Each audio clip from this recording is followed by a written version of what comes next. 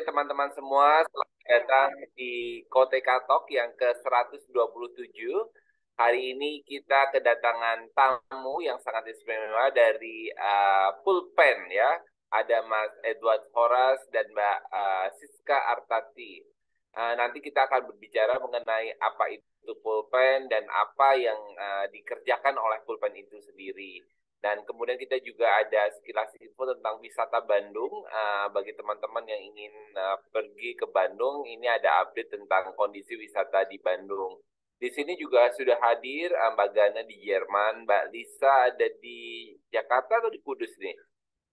Ya, kemudian ada Mas Jakarta. Kareba dari Makassar, kemudian Mbak Titi Jakarta mungkin, Mbak Eka dan Mas Bahrudin yang aktif sekali dari Kalimantan, Mbak Rolita Al-Hanifa mungkin di Jakarta. Baik, terima kasih teman-teman semua yang sudah hadir pada acara Koteka Talk 127 pada sore hari ini.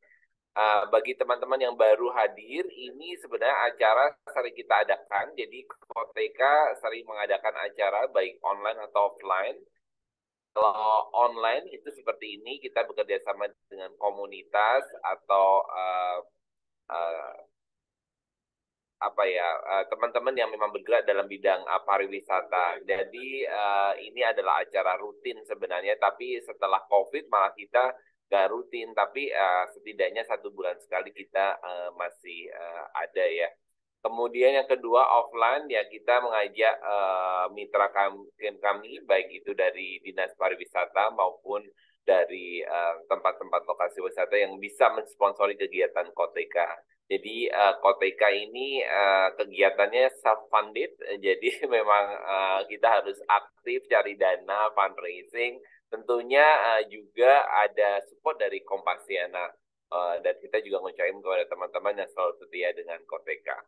Baik, Mas, kita langsung aja kita ke Mas Edward Horas. Mungkin bisa menjelaskan apa itu pulpen, gimana sampai terbentuk komunitas pulpen, dan seperti apa bentuk kegiatannya. Silakan, Mas Horas. Terima kasih Mas Sony atas kesempatannya. Bu Gana, salam hormat saya dari Jakarta. Sebelum saya membagi paparan saya ingin menyapa dulu keluarga Pulpen yang hadir di sini. Terima kasih banyak Bu Siska ya, yang dari Kalimantan. Kemudian Pak Andi Samsurizal yang sedang Jogja kalau nggak salah. Beliau ini termasuk keluarga Pulpen, tetapi juga pendiri dari komunitas Kompasianer Makassar atau Kareba namanya. Apa Kareba, Baji-Baji kan gitu. Ya, Pak Andi ya, salam salam jumpa. Kemudian Bu Titi Ariswati ini juga keluarga Pulpen. Jadi terima kasih atas kehadirannya.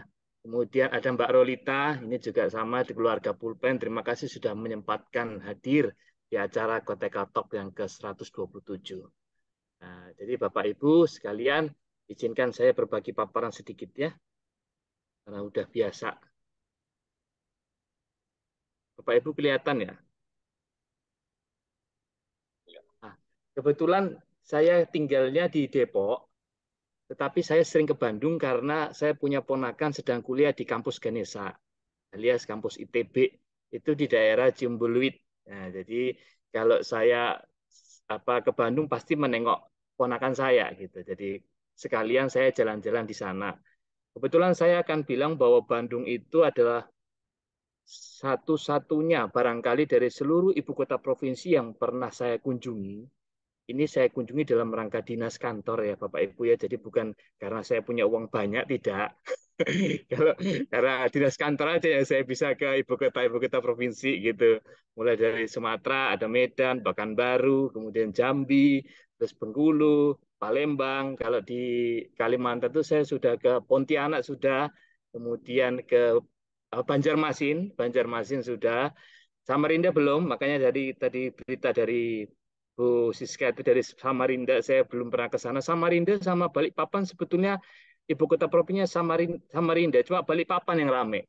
Ya Bu Siska. Iya, iya. Samarinda Balikpapan ibu yang rame. kotanya, Balikpapan itu metropolis banget soalnya. Iya, nanti kita Perusahaan asing lebih banyak di sana. ibu kota nanti pindah ke daerah sana, Penajam Pasir Utara sama Penajam Pasir ya, IKN, ya. sebentar lagi. Jadi kita Iya. akan bertemu dengan hantu-hantu barangkali. Semoga tidak. Serem juga kayaknya ceritanya Bu Siska.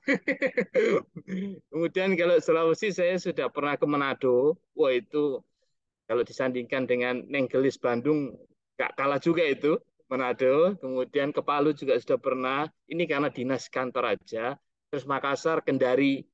Kalau yang Kalimantan satu lagi Palangkaraya saya sudah pernah. Itu ibu kota provinsi tapi sepi sekali. Jadi hampir bisa dikatakan ibu kota provinsi yang mungkin perlu pembangunan yang lebih lagi. Kemudian ke Maluku, Ambon saya sudah pernah, Jayapura, Merauke pun saya sudah pernah. Jadi dari Jakarta ke Merauke 8 jam itu. Dari Jakarta kemudian ke Makassar, Makassar, Jayapura, Jayapura, Merauke. Nah, saya apresiasi Kota Bandung adalah satu-satunya ibu kota provinsi yang nyaman dari segi hawa. Dari segi udara, saya akan acungi jempol Kota Bandung. Tak pernah saya temukan ibu kota provinsi di lain selain Bandung yang hawanya itu dingin. Jadi Bapak Ibu kalau sudah sampai Bandung tuh, masuk Pasteur, kemudian masuk di Pati Ukur, dan sebagainya di Ciumbeluit, itu tinggal di situ aja itu tidak mau kemana-mana karena paginya udah dingin. Gitu. Jadi eh, dia itu menang dari sisi hawanya. Saya apresiasi di Ciumbuleuit juga di kosannya ponakan saya itu juga dingin. Kemudian yang kedua, Kota Bandung itu banyak pohonnya. Jadi dia ibu kota provinsi, tetapi juga tidak menghilangkan banyak pohon karena di daerah dataran tinggi ya Bapak Ibu ya. Jadi dingin juga di sana, adem kalau mau jogging pagi-pagi di sekitar Kota Bandung aja gitu. Dan saya apresiasi lagi adalah Kota Bandung itu daerah wisatanya itu di dalam kota ada, di luar kota juga ada.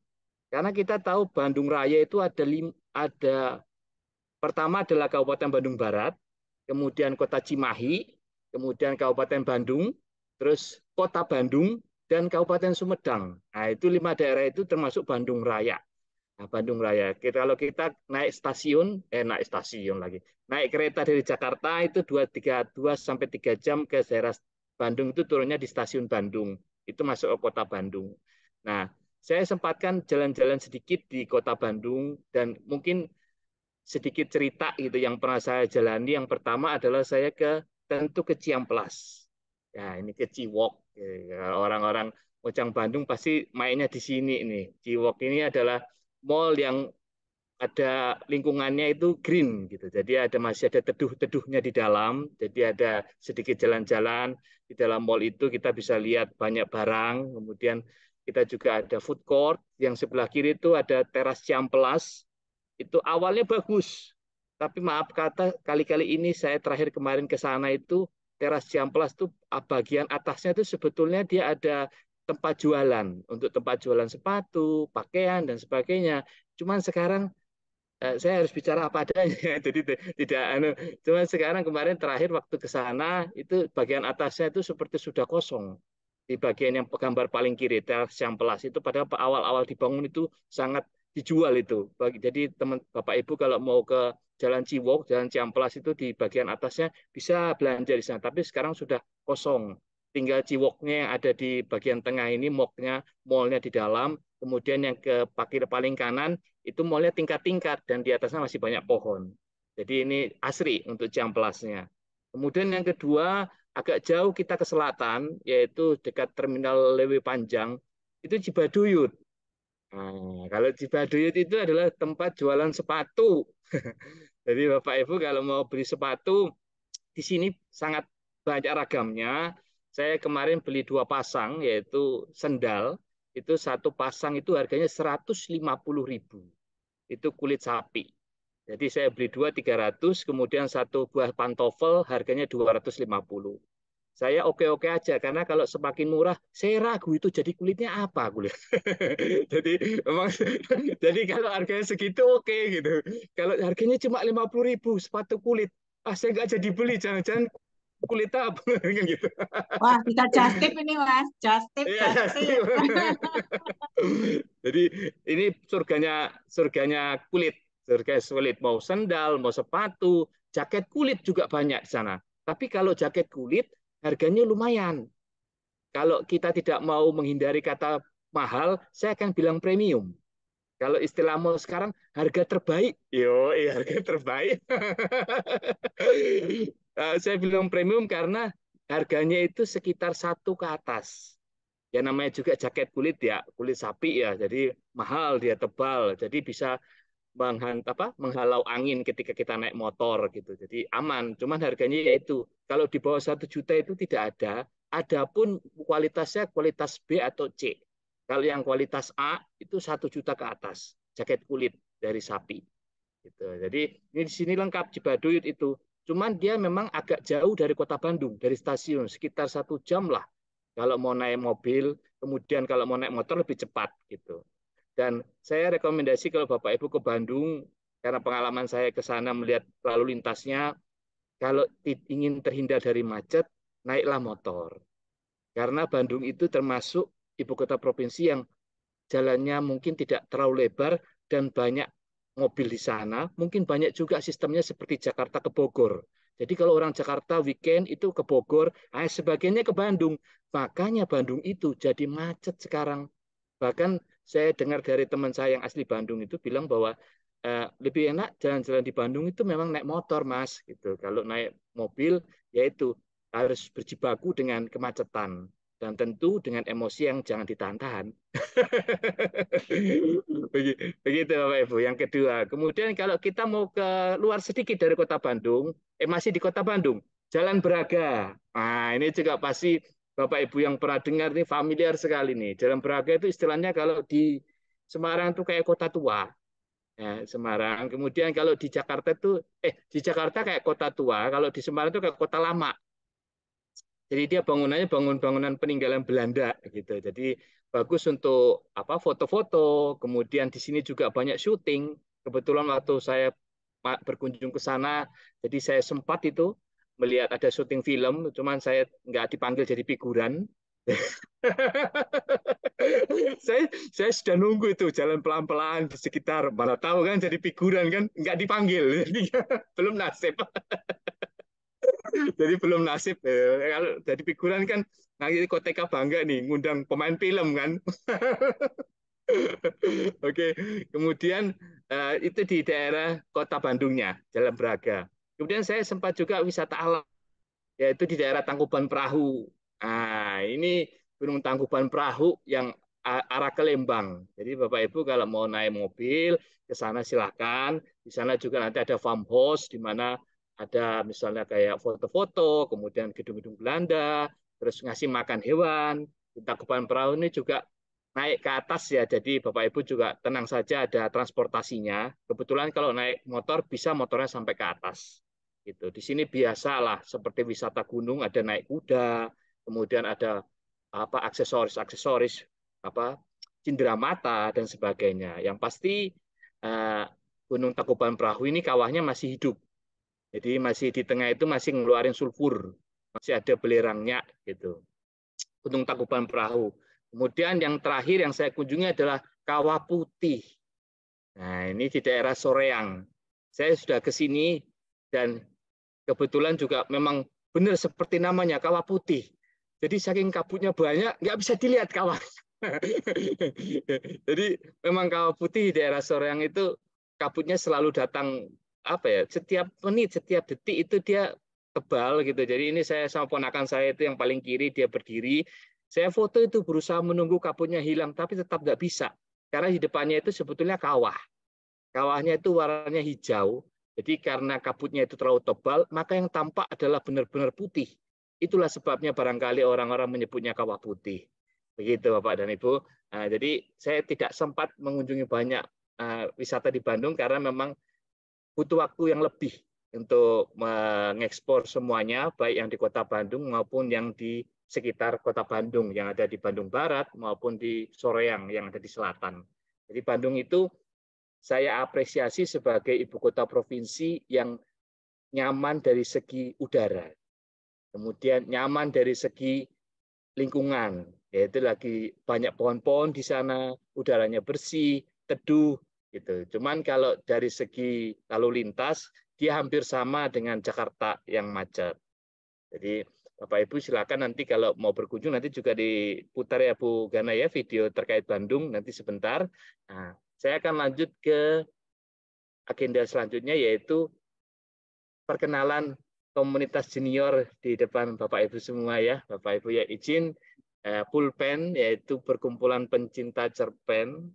Karena namanya pencinta, jadi ini dibangun atas dasar cinta. Kadang saya agak geli bilang dibangun atas dasar cinta. Wes, ya benar Bu, benar. Saya tidak bohong ini karena kalau tanpa cinta itu saya tidak akan bisa berinisiasi untuk membangun ini, itu pulpen ini. Kebetulan kalau Bapak Ibu tengok di Kompasiana rekam jejak saya itu termasuk junior ya. Karena saya bergabung di Kompasiana itu baru Mei 2020. Jadi baru sekitar 3 tahun lah. 2020, 2021, 2022, 2023. Ya, tepat 3 tahun. Nah, di 2020 itu saya tidak terlalu intens menulis. 2021 saya menekuni cerpen di Kompasiana. Jadi kalau Bapak Ibu yang kenal tulisan saya pasti akan bosen. Mas Edward ini tulisnya cerpen mulu. Kalau enggak tips penulis cerpen mulu. Itu aja itu yang ditulis saya itu. Kalau Bapak Ibu kalau perhatikan tulisan saya karena memang saya sudah bilang saya passionnya di cerpen dan karena cinta itulah maka saya bangun komunitas ini. Beberapa tenaga, pikiran, sumber daya uang dan sebagainya itu enggak saya perhitungkan karena cinta. Ya benar ya, saya justru kalau Bu Siska pasti tahu obrolan saya di grup pulpen itu. Saya nggak ada yang mengada-ngada, jadi yang saya bicarakan di sini pun itulah yang saya sampaikan di grup pulpen. Jadi karena cintanya itu saya kerjakan itu semua dan keluarga besar pulpen mendukung kita. Kita akan mulai ya Bapak Ibu ya. Jadi kalau saya bicara pulpen, saya tidak akan lepas dari cerpen sastra. Jadi sebelum saya mendirikan pulpen, saya sudah mendirikan dulu yang namanya akun IG Cerpen Sastra. Cerpen Sastra ini didirikan 14 Maret 2023, umurnya baru 2 bulan 11 hari. Pengikutnya 1.993 akun IG, nanti Bapak Ibu bisa lihat sendiri di Instagram, terdiri dari penulis, sastrawan, jurnalis, editor, redaktur, ilustrator, penerbit, pembaca cerpen, dan khususnya cerpenis yang kerap mengirim cerpennya ke surat kabar.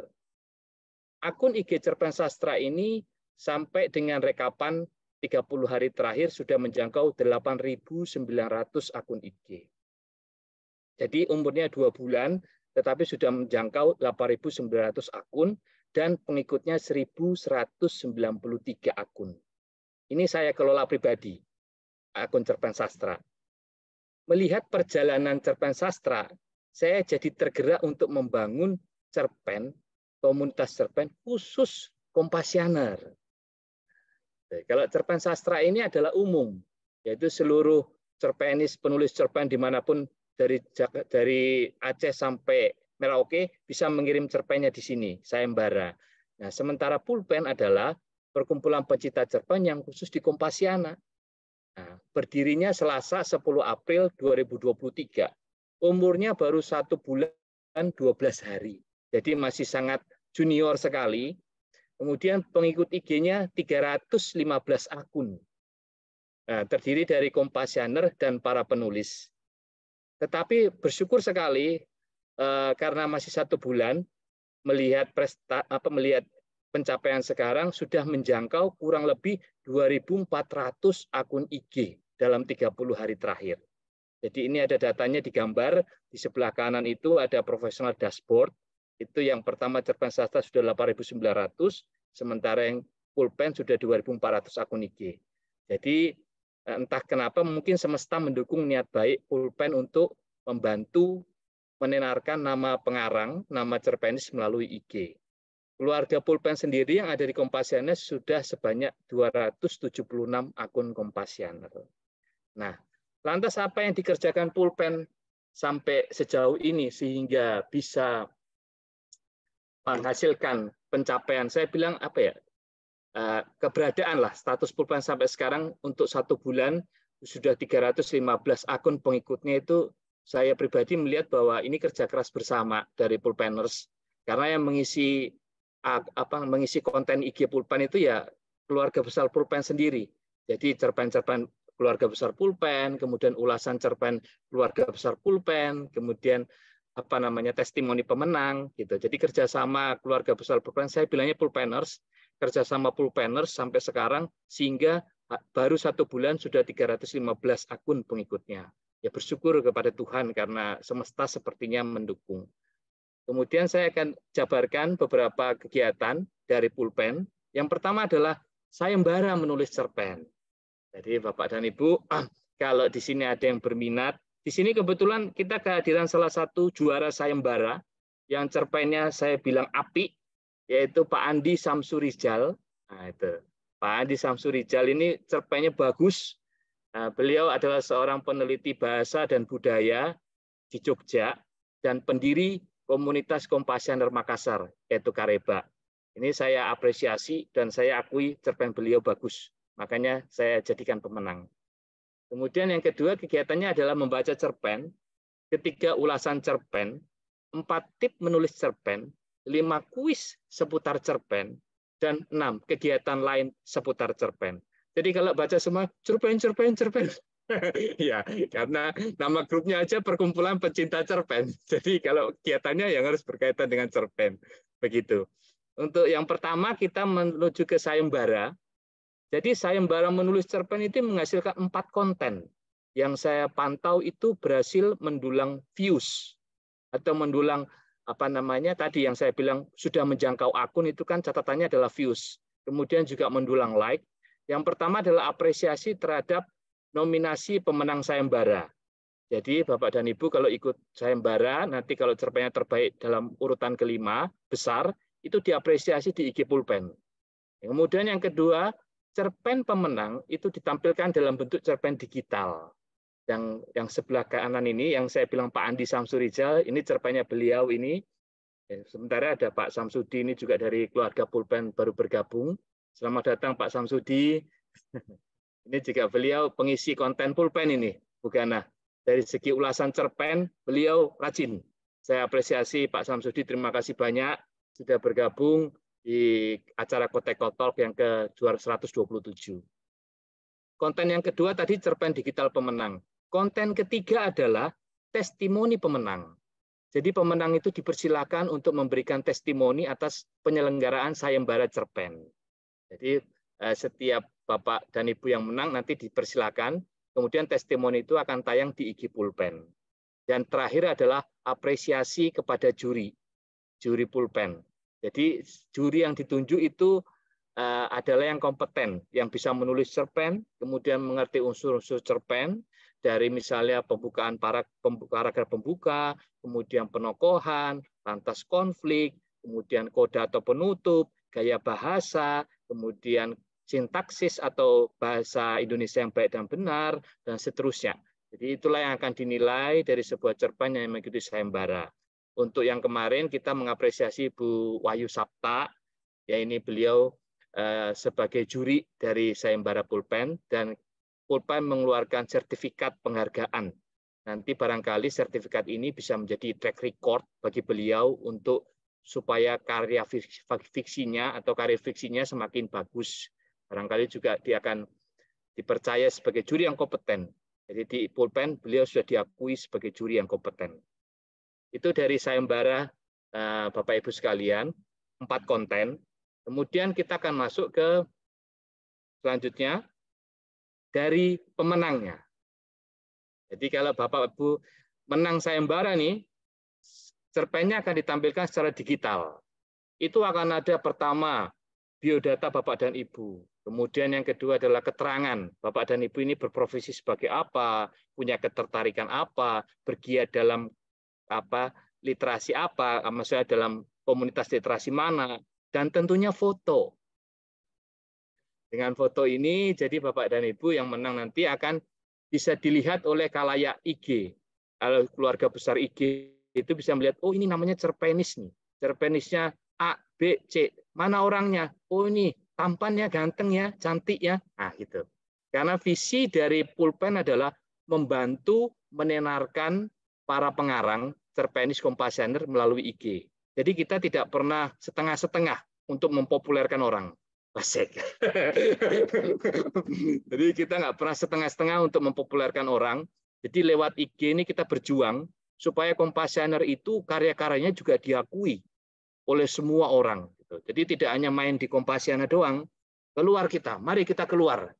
Mari kita bertanding dengan para cerpenis koran, para pengarang yang lain gitu. Lewat IG kita berjuang. Jadi Pulpen hadir untuk itu sebagai bantalan. Sudah ada 3 pemenang. Yang pertama Pak Andi Samsurijal, kemudian Mas Rasul Jayaraya, terus Mbak Syans Eleftheria. Ini sering dipanggil Terry atau Mbak Terry. Ini di jaminan mutu Bapak dan Ibu kalau baca cerpen digital mereka di Pulpen, saya jamin tidak akan kecewa. Karena ini cerpen pemenang yang sudah ditetapkan oleh pemenang oleh juri. Ini 3 konten dari sayembara. Kemudian saya lanjutkan. Untuk konten berikutnya adalah ulasan cerpen. Ini yang saya bilang tadi Pak Samsudi baru masuk, beliau rajin menyampaikan ulasan cerpen. Ulasan cerpen itu seperti komentar. Jadi saya setelah membaca cerpen ini, apa ya nilai baiknya, apa nilai positifnya, kekurangannya apa gitu, apa yang bisa saya tulis gitu. Di Pulpen sudah mendapat 3 konten ulasan cerpen dari Mbak Huki, Compassioner senior kita, kemudian ada Mbak Mutia, kemudian ada Pak Samsudi tadi yang baru masuk. Ini beliau bertiga ini rajin untuk menyampaikan konten ulasan cerpen. Nah, selanjutnya adalah tip menulis cerpen. Ini ada konten juga nih di IG Pulpen. Tip menulis cerpen saya sendiri yang ngisi. Kebetulan juga Bapak Ibu juga nanti bisa membantu mengisi. Tapi karena saya yang menekuni dunia cerpen dan membaca, menganalisis cerpen-cerpen Kompas, saya tulislah itu ilmu-ilmunya, saya ikat dalam Compassioner dan saya kemas kembali dalam bentuk digital di IG. Ini tip menulis cerpen yang ada di Pulpen. Kemudian konten selanjutnya adalah kuis tebak nama cerpenis. Nah, Bapak dan Ibu juga yang pencinta cerpen juga diuji di sini pengetahuannya tentang cerpenis-cerpenis nasional. Ini sudah berjalan sekali, yaitu kuis tebak nama cerpenis dari pengantar dimulai dan pemenang. Di sini berhadiah. Nah, sekali lagi hadiah itu bukan soal berapa uang yang keluar, tetapi berapa cinta yang sudah diberikan. Jujur, saya di sini bukan gombal, Bu Siska ini saksinya ini. Mungkin teman-teman keluarga Pulpen di sini saksinya bahwa apa yang saya katakan di sini adalah sama yang saya katakan di grup Pulpen. Jadi kalau saya bilang saya sudah cinta dengan cerpen, itu terus yang saya ulang itu. Saya memang cinta. Saya suka membaca cerpen, saya suka menulis cerpen, saya suka menulis tip menulis cerpen, saya pun suka menilai cerpen. Jadi kalau Bapak dan Ibu misalnya kirim cerpen untuk saya nilai di sayembara, mikir-mikir dulu karena kalau saya nilainya agak jelimet gitu, jadi maksudnya nggak semudah itu gitu. Bapak dan Ibu tahu sendirilah, saya cuman kalau boleh lihat di tulisan saya di Compassioner, pokoknya semua kalau serba cerpen, Bang Horas gitu, Bang Edward gitu. Bahkan ada satu Compassioner yang menjuluki saya itu suhu cerpen di Dika gitu. Suhu cerpen. Jadi kita di Pulpen ini sama-sama keluarga besar Pulpen mengisi konten Pulpen dengan pertama tidak ada honor, Bugana. Tidak ada honor sama sekali. Kalau percaya deh, saya tidak pernah ngasih honor ke keluarga besar Pulpen. Saya tidak bohong, Bu Siska bisa bersaksi. Bisa bersaksi. Saya bilang bahwa ayo ini kegiatan ini adalah sukarela gitu. Maksud saya tidak memaksakan keluarga Pulpen untuk mengisi konten, tidak. Tapi kalau yang mau isi, ayo, saya sudah sediakan wadahnya. Ini sudah ada wadahnya, Bapak Ibu. Jadi silakan isi konten. Nanti saya akan garap itu semua. Saya editornya, saya akan tampilkan di IG Pulpen dan sebagainya. Tapi mohon maaf, mungkin yang bisa saya apresiasi adalah nama, kemudian foto, kemudian keterangan, itu saya unggah di konten. Tapi kalau honor belum bisa, karena ini kan untuk kerjasama masing-masing bareng-bareng. Ya itulah, begitulah kalau misalnya komunitas baru ya berusaha untuk memperlihatkan eksistensinya dulu di dunia IG gitu. Nanti kan dilihat oleh temu komunitas. Kebetulan Kota Kasiana juga di follow sama temu komunitas ya. Barangkali itu mungkin IG yang untuk menilai kita di IG kali. Saya juga di follow, Pulpen Compassioner juga di follow, beberapa komunitas lain saya lihat juga di follow sama temu komunitas. Jadi kelihatan mereka jadi perpanjangan tangan di IG. Oh ini benar nggak nih komunitasnya kerjaannya? Ini buktinya apa gitu. Makanya kan buruan Bugana cepet-cepet tuh di Compassioner buat itu apa namanya tulisan. Saya kebetulan lagi di laptop itu. Alah Ya udah cuma 70 kata mah tinggal copy paste aja selesai gitu. Kebetulan memang kegiatan bersama ini poinnya gede. Saya bilang ke Bu Gana ini, Bapak Ibu semua, ayo kita buat Bu, kita kerjasama. Mungkin nanti pulpen bisa lagi dengan Koteka kerjasama. Misalnya apa? Misalnya membuat cerpen, sayembara cerpen dengan tema wisata daerah. Itu juga bagus. Maksudnya, kamu bercerita tentang Semarang tapi dalam bentuk cerpen. Kamu bercerita tentang Samarinda dalam bentuk cerpen. Nanti kami bersedia jadi jurinya, dan tak akan dibayar, percaya deh.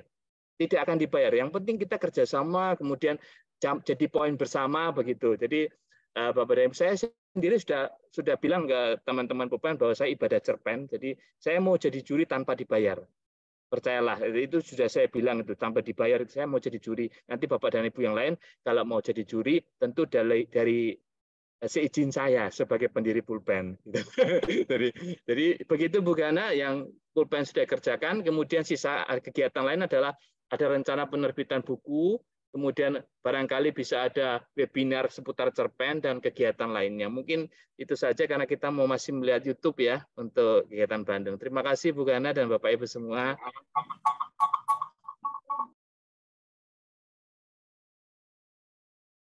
Tutup dulu ininya. Saya close dulu ya sebentar. Dah.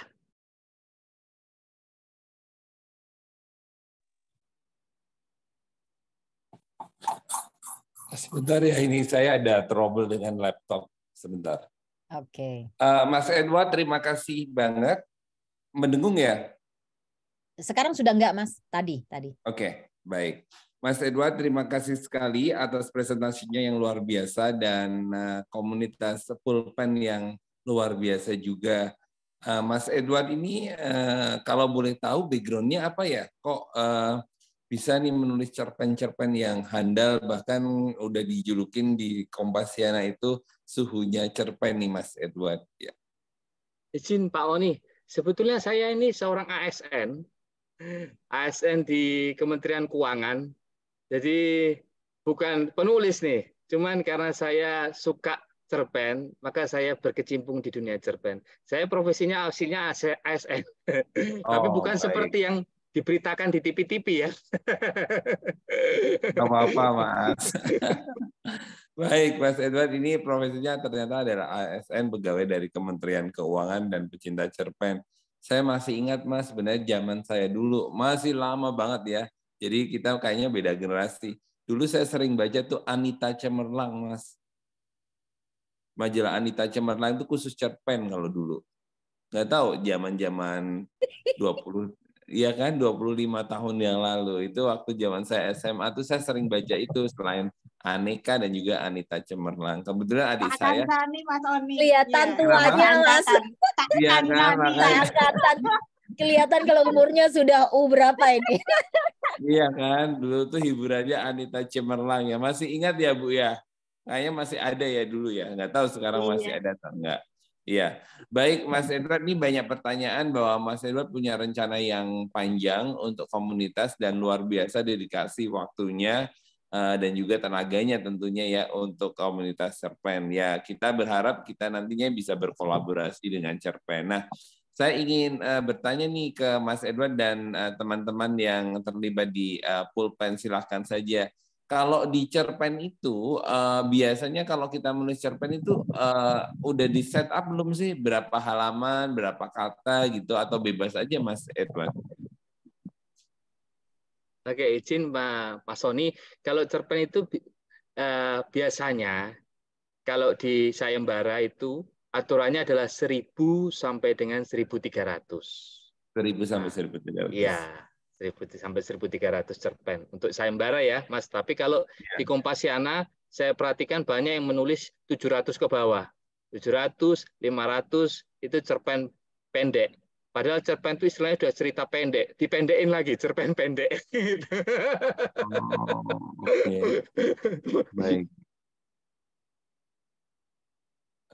Baik, jadi memang 1.000-1.200 itu idealnya ya Mas Edward ya untuk cerpen ya, cerita pendek. Nah, Mas Edward, saya tuh kagum juga karena sebenarnya kan kalau kita bicara tentang literasi, orang yang atau saya aja yang nggak update ya, banyak nggak sih Mas teman-teman yang memang apa namanya terlibat dalam artian suka dengan cerpen Mas? Karena kalau saya lihat literasi sekarang kan mereka suka beritanya lebih yang ke pop, kemudian dan berita-berita yang sangat mudah dipahami. Nah, ini gimana Mas Edward? Menurut Mas Edward, banyak nggak sebenarnya teman-teman atau anak-anak muda ya khususnya itu memang suka dengan cerpen, Mas?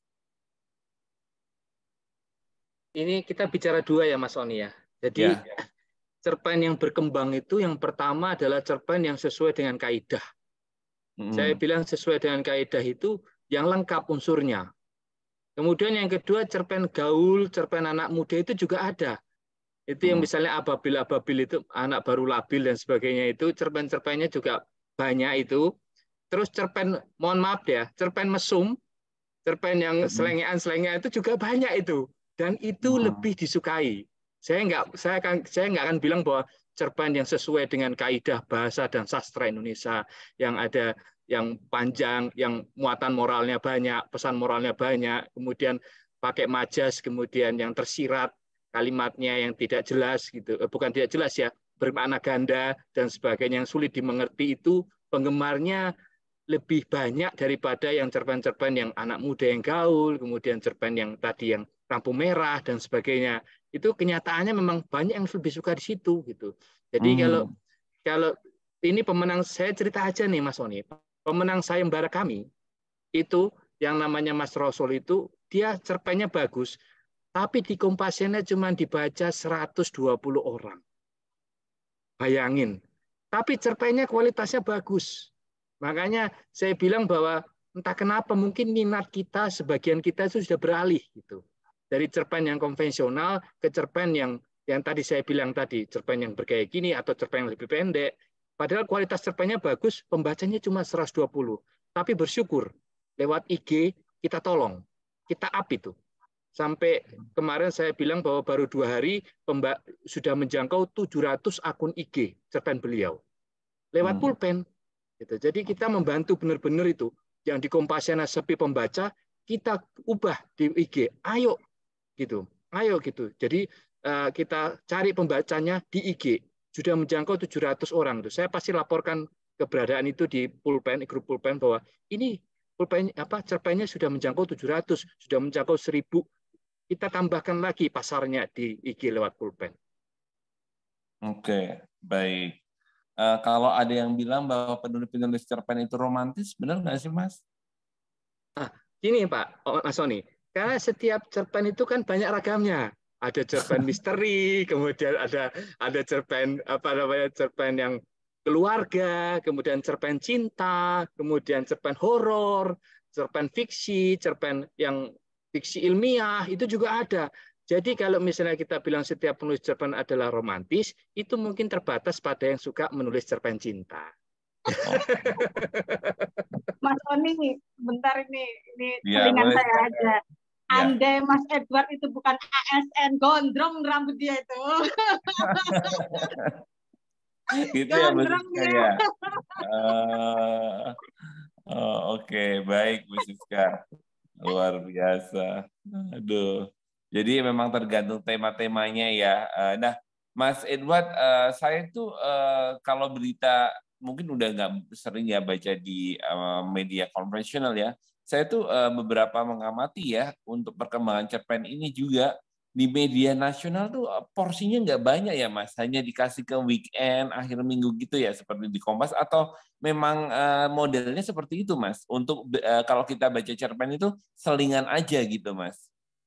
Nah, ini bagus, ini aktual juga Mas Oni, karena saya juga mendapat cerita dari teman-teman cerpenis yang menang di cerpen sastra, itu bahwa cerpen koran sudah mengalami senjakala. Jadi senjakala itu kenapa? Karena cerpen-cerpen, koran-koran cetak sekarang sudah nggak ada kan, sudah jarang terbit. Gitu. Setiap koran cetak itu pasti ada rubrik namanya rubrik sastra dan budaya. Di situ biasanya cerpennya ditulis. Nah, lantaran karena koran cetak itu sudah hilang, kemudian semua berganti dengan web, ID dan sebagainya, Maka sekarang bahkan beberapa surat kabar itu sudah tidak lagi memberikan honor untuk menulis cerpen. Tetapi mereka tetap mengirimkan cerpen itu ke surat kabar karena nama besar surat kabar. Nah, misalnya saya nggak akan bilang surat kabar apa gitu. Nama besarnya itu ada itu besar, tapi dia sudah tidak memberikan honor. Jadi mereka tetap berusaha kirim ke sana. Itu kalau Kompas masih ya Mas Oni, Kompas itu honornya 1 JT ke atas. Jadi Banyak kalau ya. kirim cerpen Kompas itu 1 JT ke atas. Cuma saingannya bertruk-truk naskah. Oh. Jadi mungkin kalau lolos cerpen Kompas itu sudah diakui hebat itu.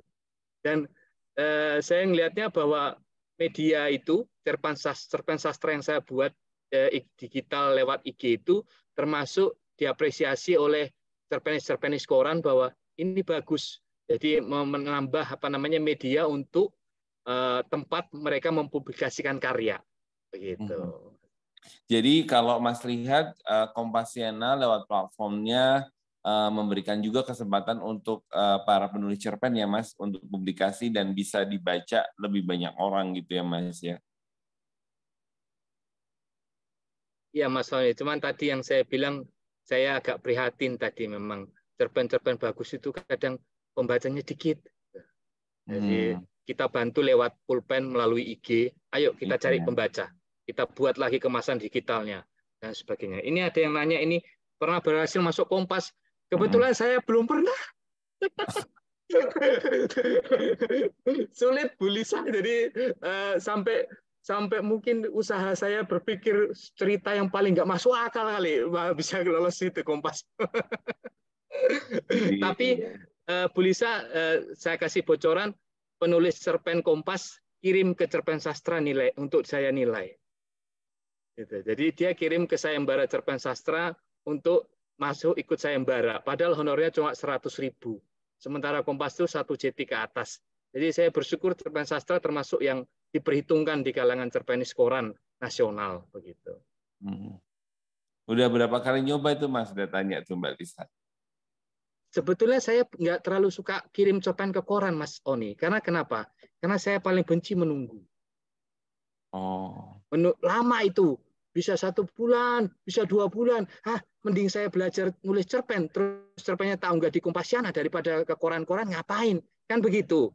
Nah, saya belajar, saya mendalami. Kemudian pada akhirnya juga kemampuan saya, akhirnya seiring berjalan waktu kan berkembang. Nah, sekarang pengikut cerpen sastra itu lumayan percaya dengan cerpen-cerpen yang saya tulis. Setara lah, saya nggak bilang setara lah, maksudnya mereka mau cerpenis koran itu kirim ke cerpen sastra. Saya nggak pernah ngira itu. Cerpenis koran nasional itu kirim ke cerpen sastra untuk dikurasi dan lolos sayembara. Saya tak pernah ngira, padahal saya tidak pernah lolos cerpennya ke koran. Tapi jangan bikin seseorang menunggu loh ya. Asik. Asik. Nah, kalau Bu Siska gimana Bu Siska pengalamannya Bu Siska menulis cerpen? Kalau saya pribadi, saya jarang memang menulis cerpen kalau untuk di Kompasiana. Sangat jarang. Bahkan masih dalam taraf melatih diri ya, mengembangkan imajinasi. Karena saya itu orangnya begini, secara pribadi itu orangnya logis gitu. Gak bisa yang berkhayal gimana-gimana. Jadi akan ketahuan banget kalau saya menulis cerpen itu biasanya faksi Mas Edward ya, fakta, misalnya faktanya A, mungkin bisa kejadian saya pribadi atau dari curhatan teman atau apa, tapi saya ulas menjadi sebuah tampilan fiksi, biasanya begitu. Nah, baru-baru kemarin memang saya baru belajar menulis cerpen bersama dengan Faisal Odang itu di komunitas KM. Dan ini lagi proses untuk tampil bukunya, lagi proses cetak. Nanti suatu saat kalau memang buku itu sudah ada, saya juga mau tanya nanti sama Mas Edward, Mas, saya nulis cerpen seperti ini sudah benar apa belum? Benar dalam artian ya itu dalam menulis cerpen saya itu lebih kesulitannya ketika harus membuat konflik. Kan harus ada unsur-unsur seperti itu ya, yang kata Mas Edward itu. Unsur-unsur cerita itu harus ada tokohan, setting, latar belakang. Nah, kenapa saya susah untuk membangun konflik? Karena dari diri saya pribadi dalam kehidupan nyata, saya itu menghindari konflik. Saya nggak suka konflik, Walaupun ya hari-hari tetap aja kadang konflik sama suami sedikit-sedikit gitu kan, sama anak. Walaupun eh, apa ada juga yang mengatakan bahwa membuat konflik itu bukan harus konflik besar atau apa ya. Misalnya seorang anak yang memang ingin menggapai cita-citanya tapi ada yang terhalang oleh apa, itu kan sebenarnya juga sudah titik dari konflik gitu. Tapi saya sendiri apa ya, mental block meruntuhkan bahwa ya memang cerita menjadi menarik ketika memang ada konfliknya gitu kan. Nah, itu yang saya apa ya nek bahasa Jawa niki ngereng-ngereng gawe konflik iki opo. Jadi kadang kesulitannya sih masih seputar itu untuk membuat konfliknya. Jadi harus ada gregetnya gitu katanya. Jadi ya memang masih belajar Mas. Jadi kemarin tuh yang tema ayah, wah udah pasti kan namanya anak perempuan tuh ingat ayah gimana gitu. Tapi memang tidak mudah untuk menceritakan dalam bentuk cerpen. Mungkin karena saya terbiasanya ya menulis apa adanya tentang ya, ayah saya begini, cerita masa kecil apa gitu ya, kayak bentuk diary atau apa.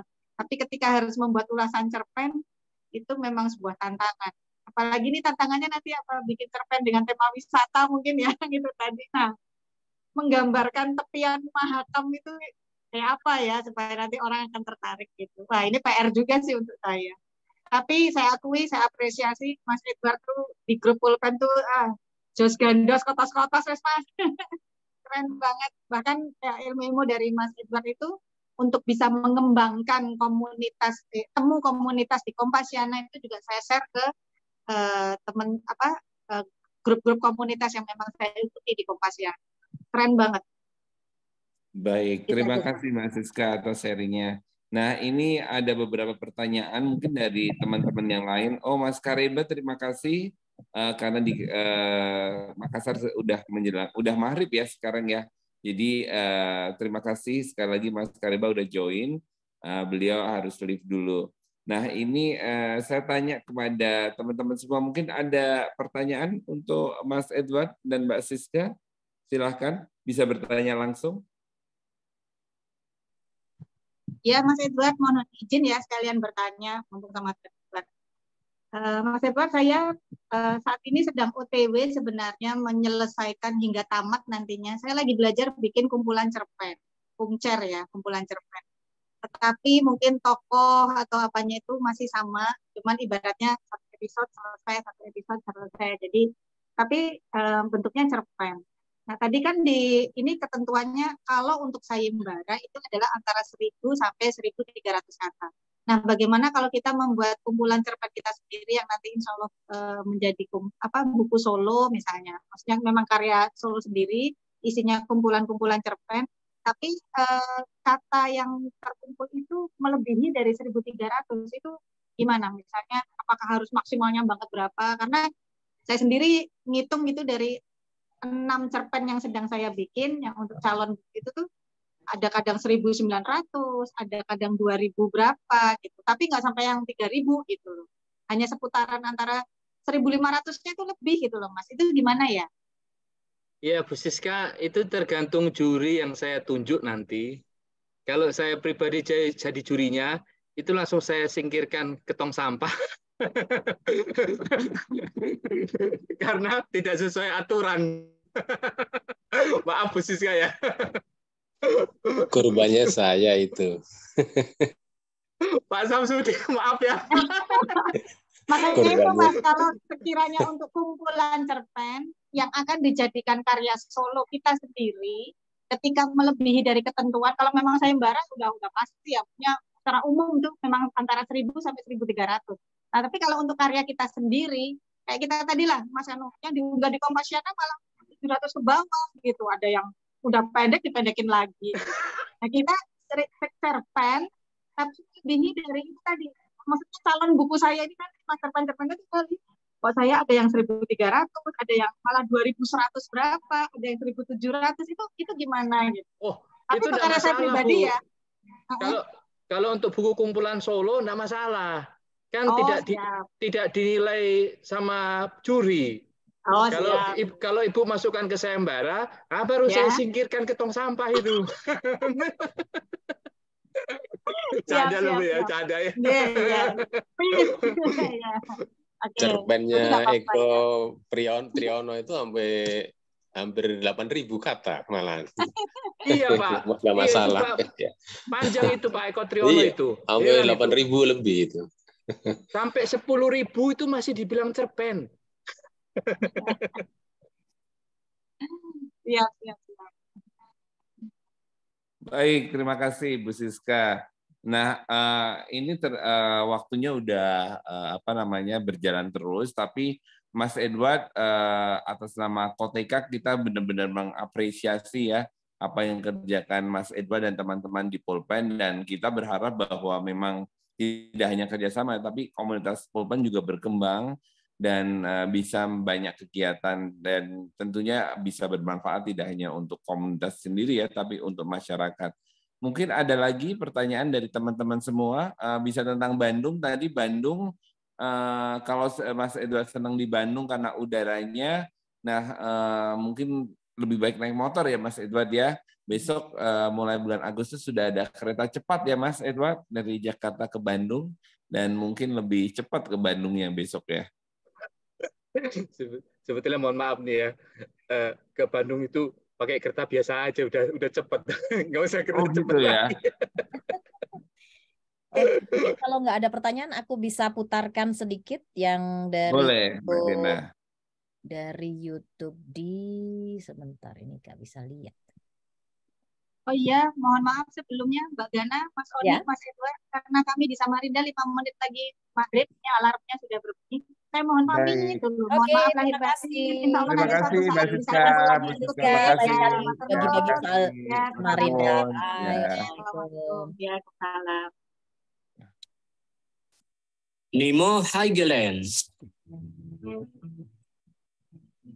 Pemberian nama Nemo pada tempat wisata ini diambil dari gunung tempatnya berada guys, bernama Gunung Nini atau dalam bahasa Inggris Nini Mountain. Tempat wisata ini terkenal dengan jembatan kacanya yang indah yang membuat setiap pengunjungnya dapat merasakan sensasi berjalan di atas awan. Untuk masuk ke sini kamu hanya perlu membayar 25.000 saja per orang. Selain jembatan uniknya, di sini ada banyak fasilitas lainnya termasuk ATP, restoran, sejumlah food court, spot foto, dan lainnya.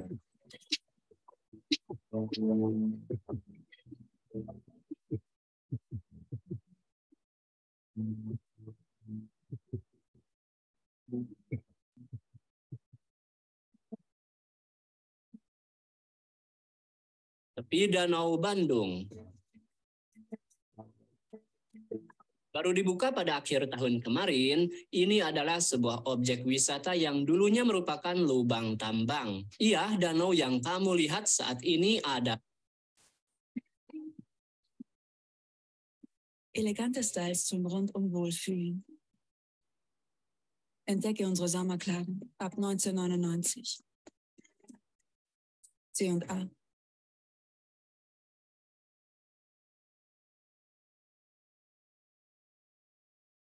Adalah lubang tambang pasir. Sekarang danau tersebut sudah dilengkapi dengan berbagai fasilitas rekreasi yang menarik banyak minat untuk orang berlibur ke sini. Mulai dari spot-spot foto keren, perahu besar, dan perahu bebek untuk dinaiki di sini. Selain itu, kamu juga bisa menikmati hidangan lezat dan restoran tepi danau.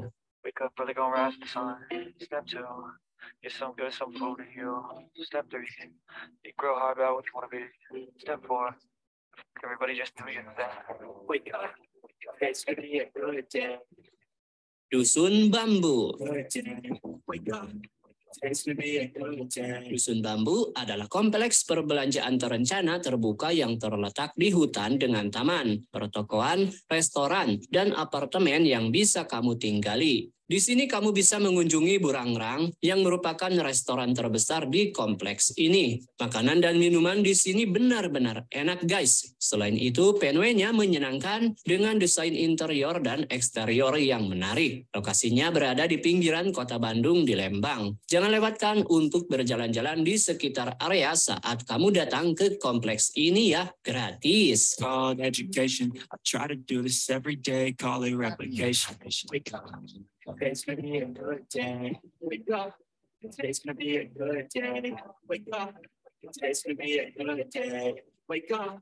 Today's gonna be a good day. Wake up. Today's Floating market. gonna be a good day. Wake up.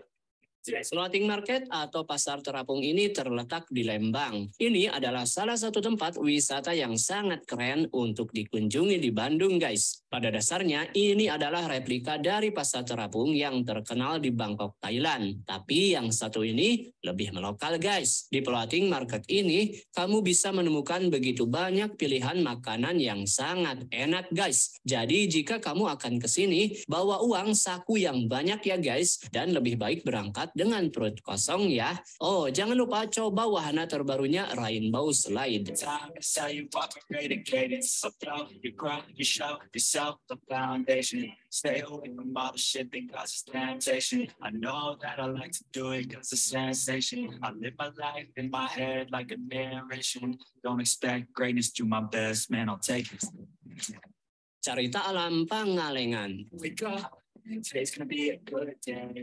Baru dibuka pada Desember tahun kemarin, tempat wisata ini dikenal juga sebagai objek wisata carita alam. Di sini kamu bisa berenang di salah satu dari 8 kolam yang tersedia. 6 kolam di sini dibuat khusus untuk digunakan anak-anak. 2 kolam lainnya terdiri dari kolam terapi dan kolam air panas untuk dewasa. Pemandian air panas di Pangalengan ini berlokasi di tengah hamparan kebun teh yang menyejukkan mata, guys. Di sini tersedia juga villa atau tempat kamu jika ingin menginap, juga resto dan kafe.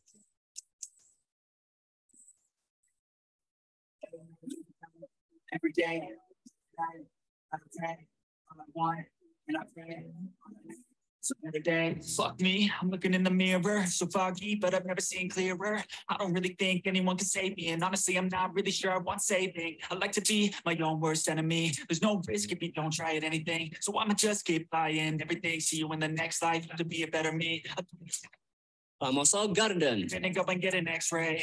What's wrong with me? I just feel weight pushing on my. Dirancang dengan konsep negeri dongeng, Famoso Garden adalah tempat wisata yang harus kamu kunjungi jika kamu sedang berada di Dago, Bandung. Di tempat wisata ini, kamu bisa berfoto di banyak sekali spot yang pastinya sangat unik, guys. Tempat ini merupakan bagian dari Mercusuar Cafe dan resto yang terkenal di Bandung. Jadi guys, setelah kamu habis menjajal semua spot foto di sini, kamu bisa ngopi atau makan di Mercusuar Cafe dan resto. Untuk tiket masuknya sendiri, ini dipatok sekitar 20 hingga 30 ribuan saja per orang. No, it's living with no shame. Wait, no, it's sleeping in on Sundays. I guess it's different for each of us and it's okay. Well, I just want to be happy. How to get there? Glad that you asked me.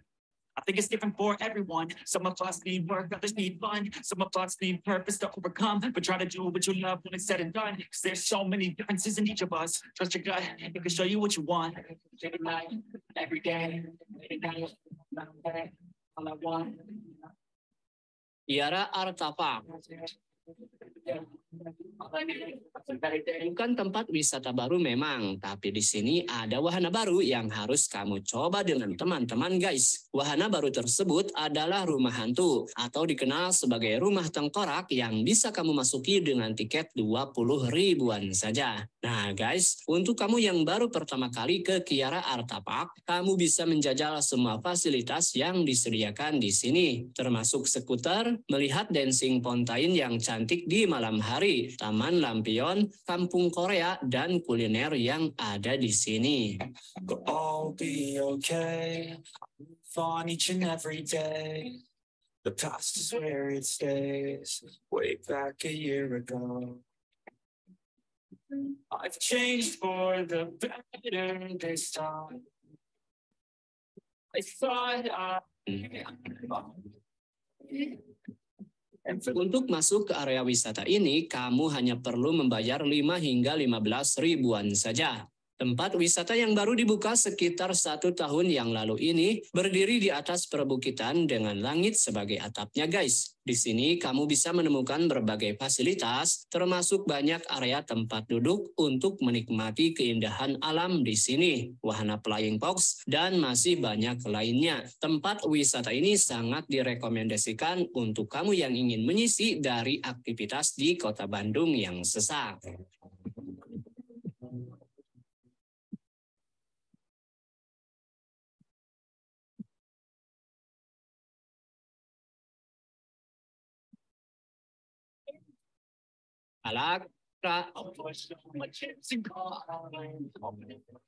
Jika yang kamu cari adalah tempat wisata kuliner yang estetik, Kalakra harus masuk ke daftar tempat yang harus kamu kunjungi di Bandung. Jadi ini adalah sebuah tempat makan dengan konsep yang unik. Di sini kamu bisa makan di atas perahu yang berjalan guys, di sangkar di pinggir danau, lesehan dan masih banyak area makan lainnya. Tempat makan ini juga family friendly karena ada banyak wahana permainan sederhana untuk menghibur anak-anak seperti ayunan, jungkan-jungkit, dan lainnya. Way back a year ago.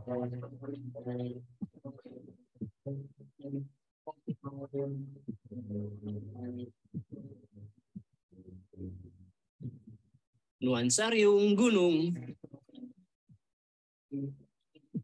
Oke, sebagai penutup, Doyan Wisata akan rekomendasikan tempat wisata di mana kamu bisa menginap dengan teman-teman di dalam tenda di tengah-tengah kebun teh yang hijau. Tidak usah membawa perlengkapan kemah ke sini guys, karena sudah lengkap semua dari mulai tenda hingga selimut dan bantal. Selain itu, di sini kamu juga akan mendapatkan sarapan gratis atau sesuai paket yang kamu beli guys. Pokoknya tempat wisata ini sangat cocok untuk kamu dan teman-teman yang ingin healing. So guys, itulah tempat wisata di Bandung terbaru paling populer pilihan kita.